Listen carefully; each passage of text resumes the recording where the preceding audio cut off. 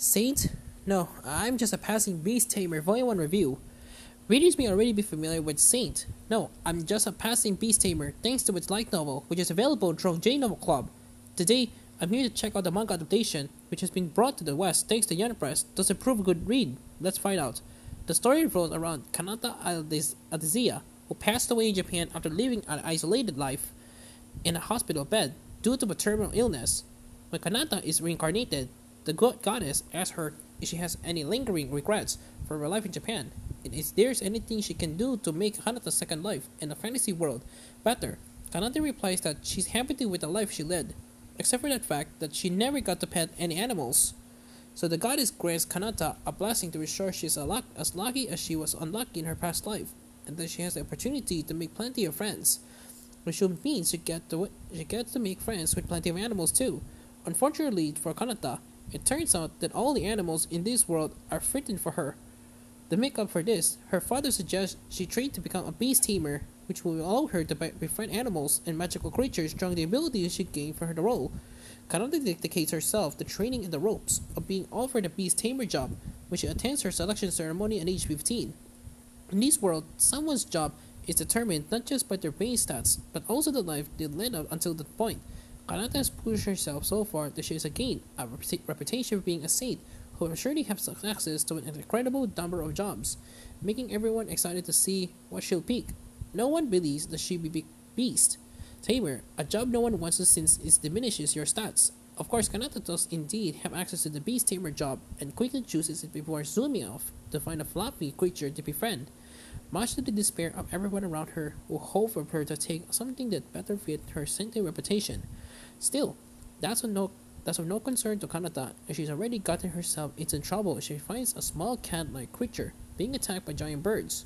Kanata is warned not to approach them, but giving her powerful stats.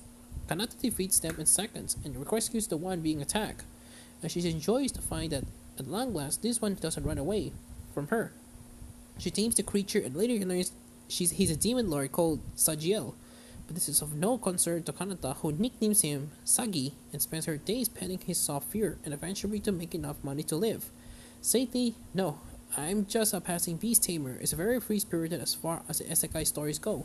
Kanata has no real ambition beyond wanting to pet fluffy creatures, and while you think that will make it for a dual story, it's a lot of fun watching her run around so single-mindedly. She gets herself embroiled in all kinds of trouble too, from fighting a dragon to leaving everyone around her flabbergasted both by her strength and her ridiculous decision to waste it all in becoming a beast tamer. Generally, these interactions are hilarious, since there's such a disconnect between Kanata's thoughts and the common sense of this world. And more than that, the whole thing is simply charming. As mentioned at the start of the review, this manga is based on the light novel series, but it has made the transition of the manga well. Artwork is handled by Itadoi, and despite being their debut work, it's quite detailed and does a good job at depicting Kanata's personality. The battles, as few as they are in this volume, are very eye-catching too. I also admire the restraint in terms of the dialogue, where there are still some pages filled with exposition, but those are kept to a minimum which is rare for the light novel adaptations. It's not still present to you, so newcomers won't be lost, but fans of the light novel don't have to fear the content really overly repetitive either. The only real concern with this manga is that, as at the end of Volume 1, it feels like we only just scratched the surface of the plot and it's not clear the newbies that the series wants to be. This is not unreasonable given there are only 3 chapters here, but still, Saki being a demon lord is clearly important, but given Kanata doesn't care, will it ever be a focus? Likewise, is her daily life going to change at all from coddling Sagi and leaving everyone around her flabbergasted due to her abilities? Because both of those things could become stale in the long run, but these aren't problems that should put off anyone looking at Volume 1, because this is still great fun of your fan of the genre of flipping animals. Saint? No, I'm just a passing beast tamer. Volume 1 comes to the West thanks to Yen Press. It has been translated by Eleanor Summers and lettering by Carolina Hernandez. Despite some concerns with the series, it was initially licensed under a different title. This really seems to be in keeping with the light novel translation, at least as far as main character names go, which is always the biggest concern when these projects are handled by different companies. The series is ongoing in Japan with 4 volumes. In English, Yen Press is Volume 2 scheduled for release in November, but there's nothing beyond the dated currently which suggests will be in a likely gap later on.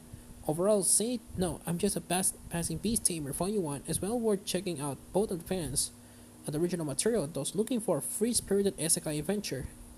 With a likable protagonist and charming artwork, there's plenty to enjoy here and it's sure to leave you eager to see where Kanata's story is headed. A review copy from Young Price was supplied by Daewoo Book Distributors UK, 9 out of 10.